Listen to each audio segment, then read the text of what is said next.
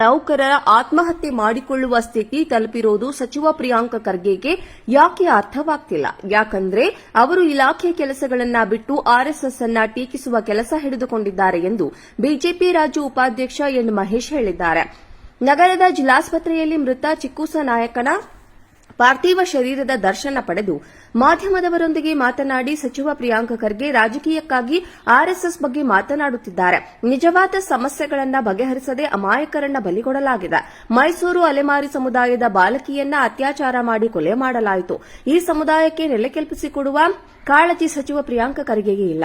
ಅವರಿಗೇನಿದ್ದರೂ RSS ಮೇಲೆ ಟೀಕೆ ಮಾಡುವ ಕಡೆ ಕಾಳಜಿ ಇದೆ ಎಂದು ದೂರಿದ್ದಾರೆ. ಅದೊಂದು ನಾನ್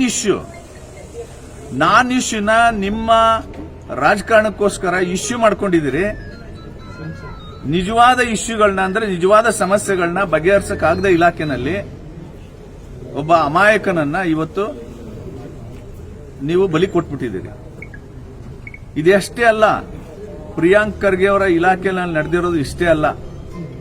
ಮೊನ್ನೆ ಮೈಸೂರಲ್ಲಿ ಫುಟ್ಪಾತ್ ಅಲ್ಲಿ ಒಬ್ಬ ಹಕ್ಕಿ ಪಿಕ್ಕಿ ಹೆಣ್ಮಗಳನ್ನ ರೇಪ್ ಮಾಡಿ ಸಾಯಿಸ್ಬಿಟ್ರು. ಯಾಕೆ ಅಂತಂದ್ರೆ ಅವಳು ಫುಟ್ಪಾತ್ ಅಲ್ಲಿ ಇದ್ದಾಳೆ. ಅದಕ್ಕೆ